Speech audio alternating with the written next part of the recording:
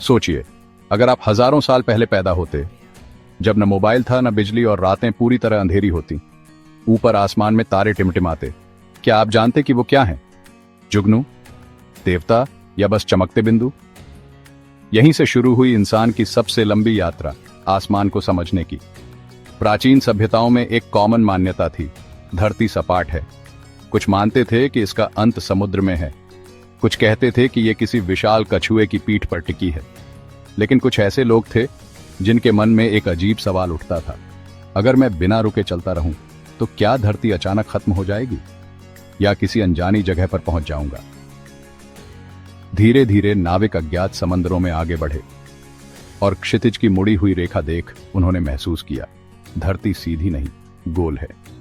जब यह साफ हो गया कि धरती का कोई किनारा नहीं है और हम एक विशाल गोले पर खड़े हैं, तो इंसान की नजरें धरती से ऊपर उठीं।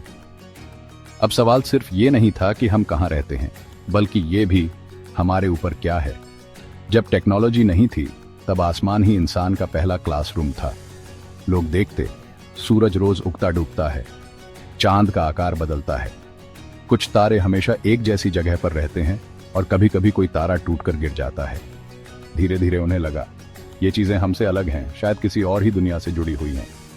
और यहीं से इंसानों ने सिर्फ आसमान देखना नहीं, बल्कि उसे समझना शुरू किया। ग्रीक वैज्ञानिक अरिस्टार्कस ने 2300 साल पहले ही कहा था, सूरज धरती से बड़ा है और धरती उसके चारों ओर घूमती है। भारत के ब्रह्मगुप्त ने बताया, धरती गोल है और अपनी धुरी पर घूमती है। सोचिए, टेलीस्कोप के बिना ही उन्होंने सब कैसे समझ लिया होगा। दुनिया के अलग अलग हिस्सों में दूसरी सभ्यताएं भी आसमान के रहस्यों को समझने में लगी थी। भारत में ऋषियों ने कहा, ब्रह्मांड अनंत है।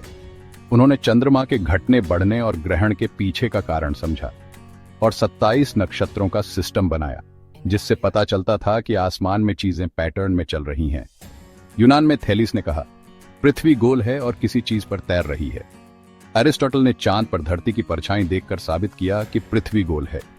मेसोपोटामिया में लोग सितारों के पैटर्न से मौसम और फसल का कैलेंडर बनाते थे। मिस्र में पिरामिडों की दिशा भी सितारों के हिसाब से तय होती थी। चीन में खगोलविदों ने ग्रहण, धूमकेतु और सुपरनोवा तक रिकॉर्ड किए। यह दिखाता है कि इंसान दुनिया के हर कोने में आसमान पर नजर रख रहा था। इन सबके पास टेलीस्कोप नहीं था, लेकिन था दिमाग, जो सवाल पूछता और जवाब खोजने की कोशिश करता। और इन्हीं सवालों के बीच एक दिन किसी ने धरती के आकार को मापने की ठानी। 2000 साल पहले यूनान के एराटोस्थेनेस ने सिर्फ एक छड़ी और सूरज की छाया से पृथ्वी की परिधि माप ली।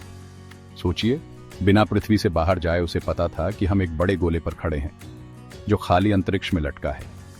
लेकिन धरती के आकार को समझना बस शुरुआत थी। असल चौंकाने वाला पल 1609 में आया, जब गैलीलियो ने टेलीस्कोप बनाया और पहली बार इंसान ने साफ देखा, चांद पर पहाड़ हैं, बृहस्पति के अपने चांद हैं और ब्रह्मांड खाली नहीं, बल्कि अरबों दुनिया से भरा है। यह वो पल था जब इंसान ने समझा, धरती अकेली नहीं है। आज हमारे पास रॉकेट हैं, सैटेलाइट हैं, जो हमें अंतरिक्ष की तस्वीरें भेजते हैं और दूर के ग्रहों तक पहुंचते हैं। लेकिन यह सब शुरू हुआ उस रात से, जब किसी इंसान ने आसमान की तरफ देखा और पूछा, ये क्या है?